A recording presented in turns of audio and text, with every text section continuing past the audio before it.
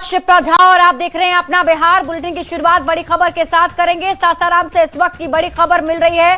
Admit card पर कुत्ते की तस्वीर, अभ्यर्थी की जगह कुत्ते की तस्वीर दिख रही है। सिविल कोर्ट के चपरासी का एग्जाम था और परीक्षा के एडमिट कार्ड पर ये लापरवाही दिखी है। रितेश कुमार के एडमिट कार्ड पर गलत तस्वीर छप गई। विक्रमगंज के धावा गांव के रहने वाले रितेश कुमार बताए जा रहे हैं।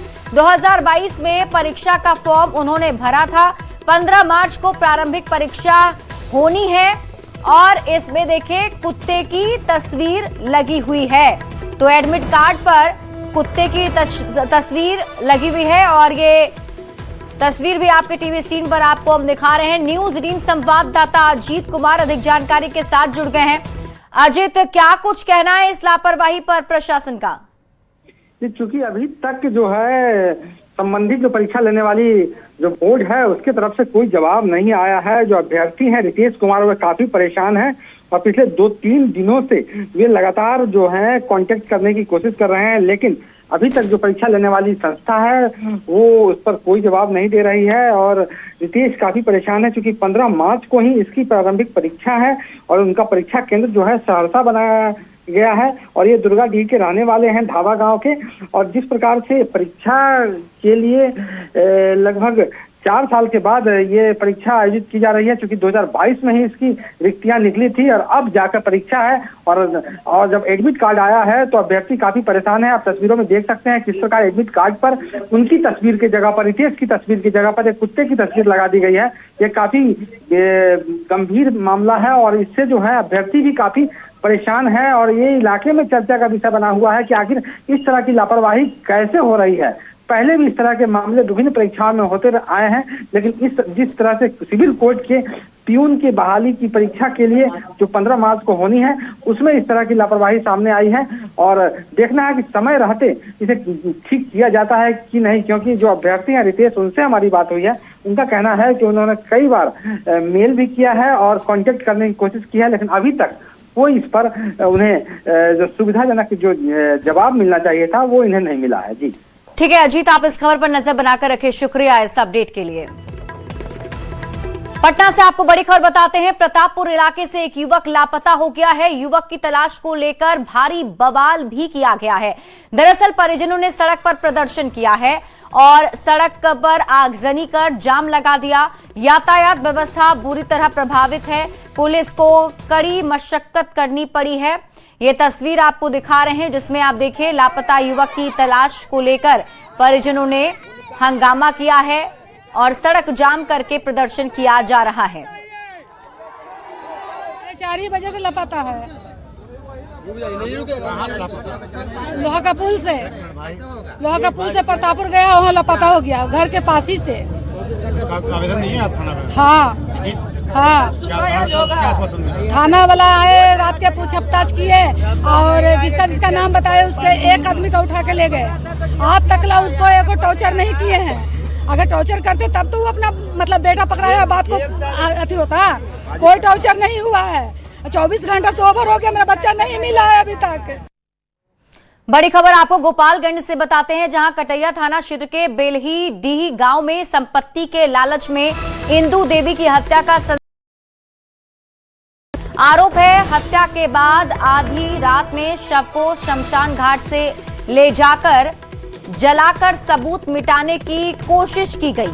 सूचना मिलने पर पुलिस मौके पर पहुंची और जलती चिता से अधजला शव बरामद कर पोस्टमार्टम के लिए भेज दिया है। पुलिस ने मामले में मृतका के ससुर को गिरफ्तार कर लिया है और अन्य आरोपियों की तलाश जारी है। ये पैसे के चक्कर में हुआ है। गहना भी को था, सब लोग उन लोग को मतलब पट नहीं रहा था। रिश्तेदार में आपस में देवरानी और जेठानी उठानी सब में पट नहीं रहा था, तो ये लोग क्या किए, प्लान बना के उसको मार के उनका गहना वाना ले लिए और लेकर, और हम लोग से बताएं भी नहीं कि लाश जा रहे हैं जलाने, ले जाके खेत उत में जला उला रहे हैं। और जब हम लोग बोला गया तो वहाँ पहुँचा गया, तब ये लोग लाश मतलब ये लोग छोड़ छाड़ के घर भाग गए थे। हाँ, बहन को जला के मार दिए हैं लोग। हम चाहते हैं इंसाफ। हमारे बाल बच्चे हैं, छोटे 3 बच्चे हैं। उनके किसने मारा? हमारे दीदी का ससुराल लोग मारा है।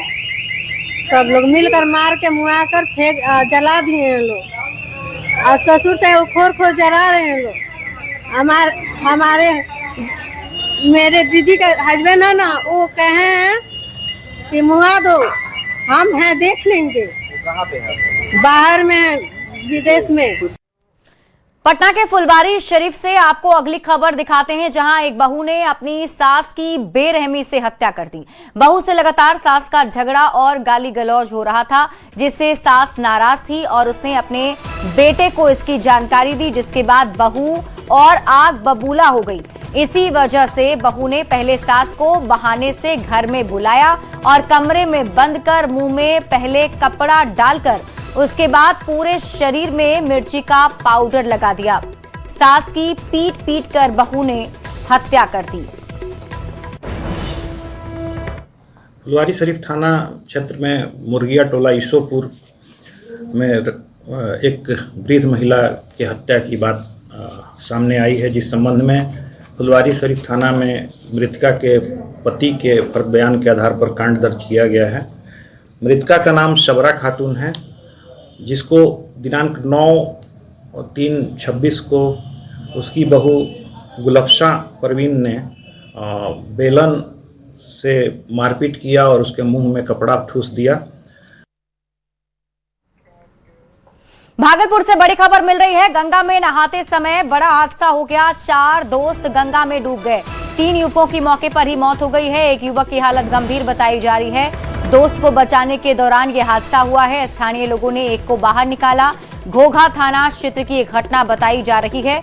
तो भागलपुर से आपको इस वक्त की बड़ी खबर बता रहे हैं, जहां 4 दोस्त गंगा में डूब गए। 3 युवकों की मौके पर ही मौत हो गई है। एक युवक को गंभीर हालत में बाहर निकाला गया है, हॉस्पिटल में एडमिट कराया गया है।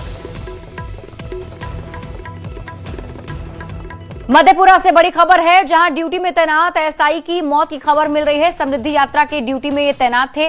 पुलिस महकमे में शोक की लहर है। जहानाबाद के रहने वाले थे एसआई को अचानक बेचैनी महसूस हुई और इलाज के दौरान उनकी मौत हो गई। हार्ट और बीपी के मरीज भी थे जिनकी मौत हुई है। तो बड़ी खबर आपको मधेपुरा से बता रहे हैं, जहां समृद्धि यात्रा की ड्यूटी में तैनात एक एसआई की मौत हो गई है। किशनगंज थाने में पदस्थापित थे और यहाँ ड्यूटी में आए थे। अचानक तबीयत खराब हुई, हॉस्पिटल लाया गया है। डॉक्टर उनको मृत घोषित कर दिए। ये कौशलेंद्र सिंह नाम है, उदा किशनगंज थाने में पदस्थापित थे। अभी क्या ड्यूटी थी इनकी सर? अभी वीआईपी ड्यूटी में थे, ड्यूटी में प्रतिनियुक्त थे। सहरसा से बड़ी खबर मिल रही है, जहां पति पत्नी का शव बरामद किया गया है। बंद कमरे से ये शव बरामद हुआ है। कमरे के अंदर दोनों के शव देखकर इलाके में सनसनी फैल गई है। पत्नी की हत्या के बाद खुदकुशी की आशंका जताई जा रही है।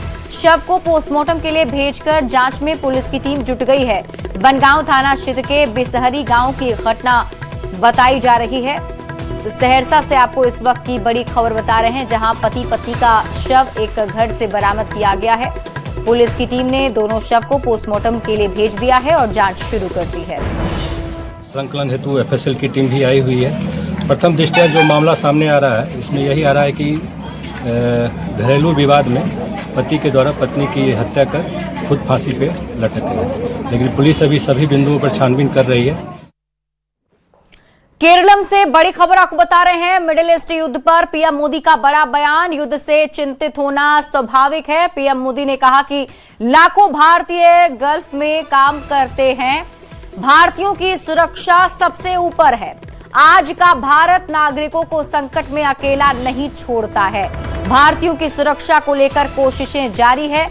पीएम मोदी ने कहा कि युद्ध में फंसे भारतीयों की रक्षा करते रहेंगे।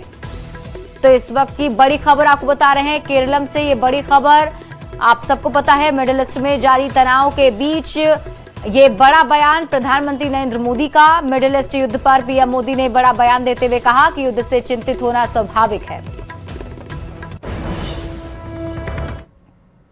गल्फ में, वेस्ट एशिया में जो कुछ हो रहा है, उससे आप सभी का चिंतित होना बहुत स्वाभाविक। हमारे लाखों भाई बहन वहां काम करते हैं। लेकिन साथियों, आपको याद रखना है, आज देश में बीजेपी एनडीए की सरकार है। जब भी हमारा कोई देशवासी संकट में पड़ा, हमने उसे सुरक्षित बचाने के लिए पूरी ताकत लगा दी।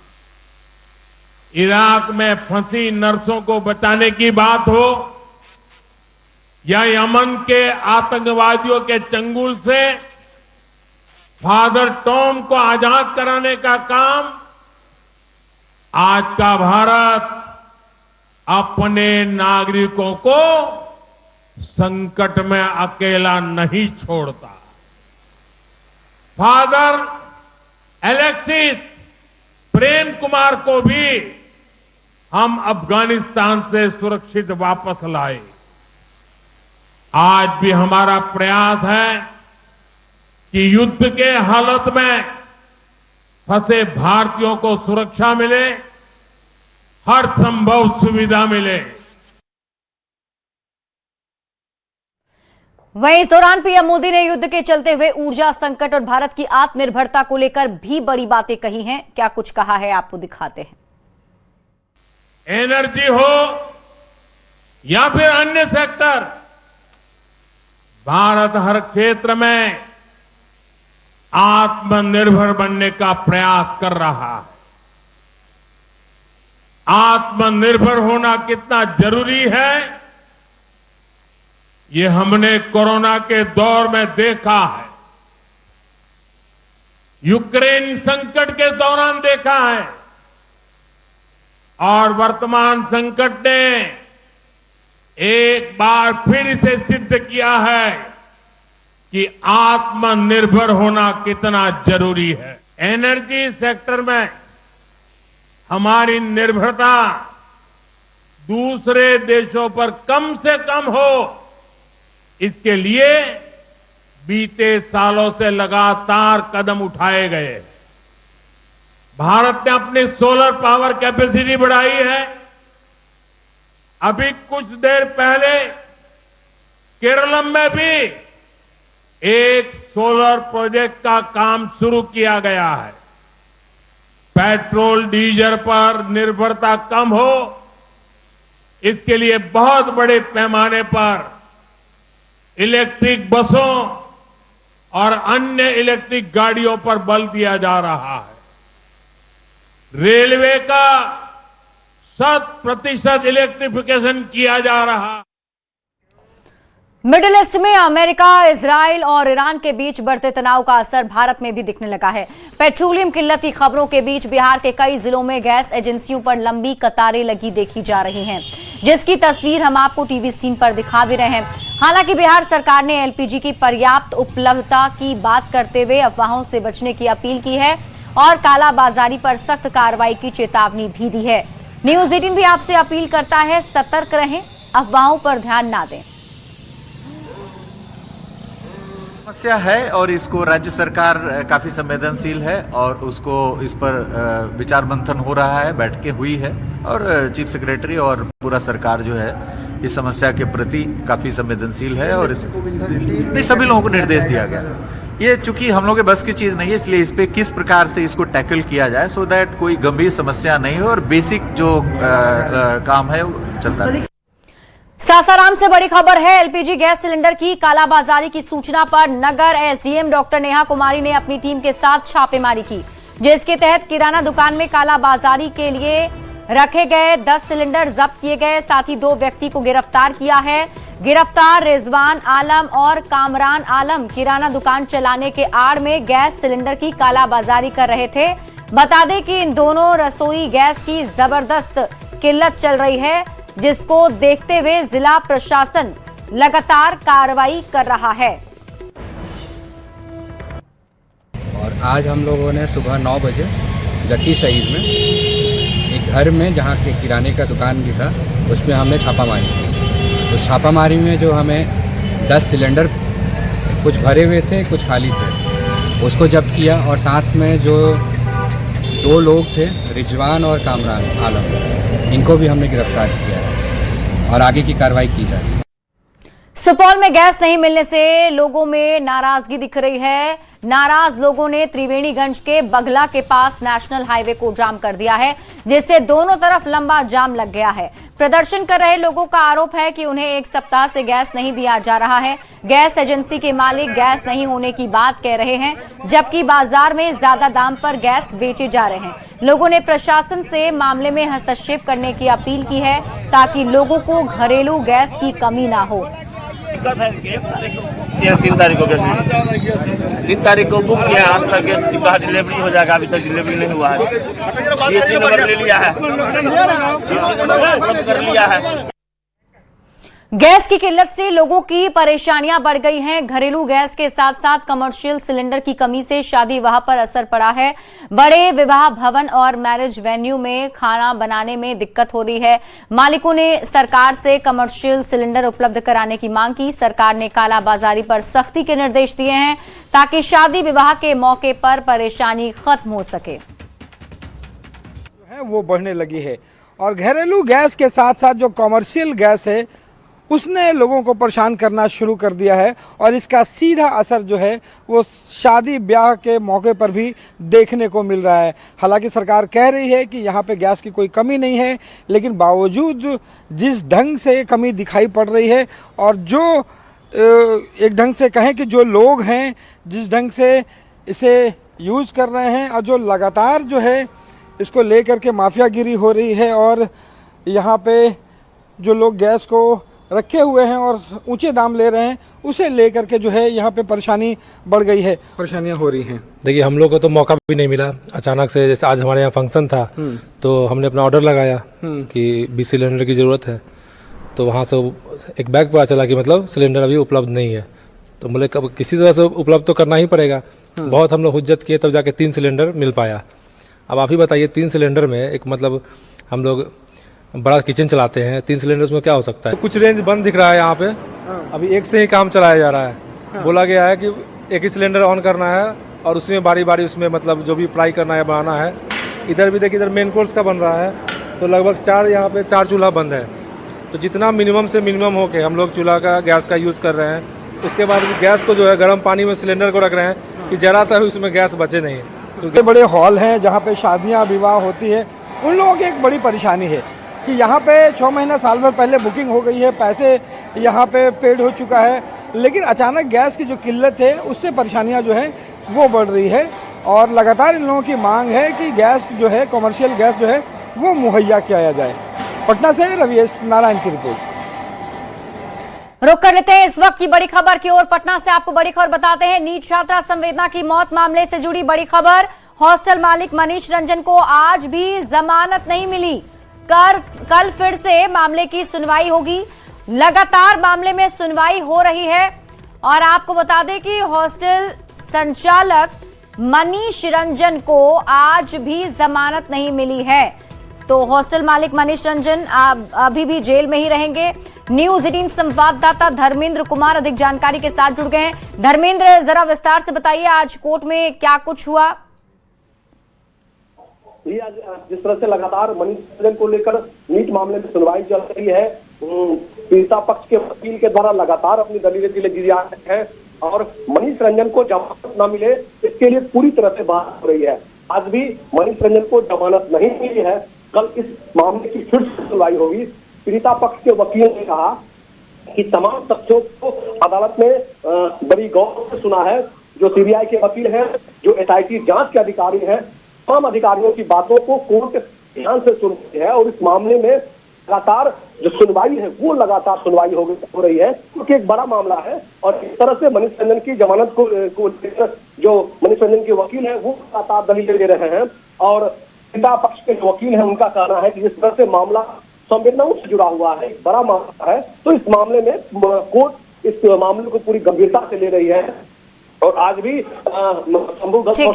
में किस तरह से पीड़िता को ले जाया गया, जब पीड़िता बेहोश हो गई थी, इन तमाम मामलों को कोर्ट ने आज फिर से एक बार पूरी तरह से सुना है। जी ठीक है धर्मेंद्र, आप इस खबर पर नजर बनाकर रखिए। शुक्रिया इस अपडेट के लिए।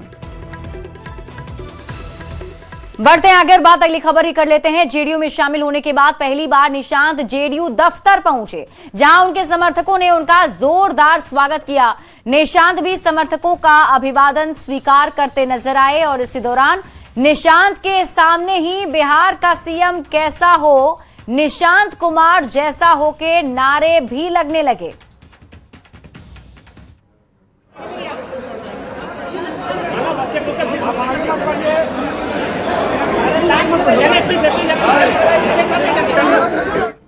पहली बार जेडीयू दफ्तर पहुंच रहे हैं और इस वक्त तस्वीर हम आपको दिखा रहे हैं जहां पे बड़ी संख्या में जो जेडीयू के समर्थक हैं वो वहां पर मौजूद हैं और निशांत कुमार पहली बार सक्रिय रूप से राजनीति में शामिल होने के बाद आज जेडीयू दफ्तर पहुंच रहे हैं और इस वक्त उनके सम्मान में, उनके स्वागत में दोनों तरफ कार्यकर्ताओं की भीड़।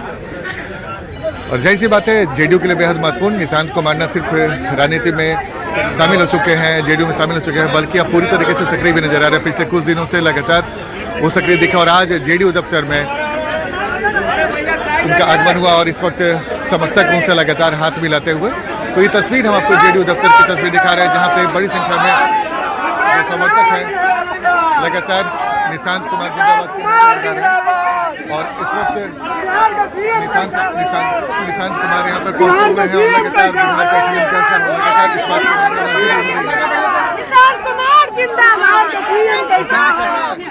समर्थकों ने ये भी नारेबाजी की कि बिहार का सीएम कैसा हो, निशांत कुमार कैसा हो, जिसकी चर्चा लगातार जेडीयू में कई दिनों से हो रही थी। और इस वक्त हम आपको तस्वीर दिखा रहे हैं जहाँ पे निशांत कुमार यहाँ पर पहुंच गए हैं और उनके साथ समर्थक भी बेहद उत्साहित। तो जेडीयू में शामिल होने के बाद पहली बार निशांत कुमार का जेडीयू दफ्तर में आगमन हुआ, जब तक कार्यकर्ता बेहद उत्साहित दिखे। कैमरामैन संघ के साथ आनंद अमितराज, न्यूज 18 नेटवर्क।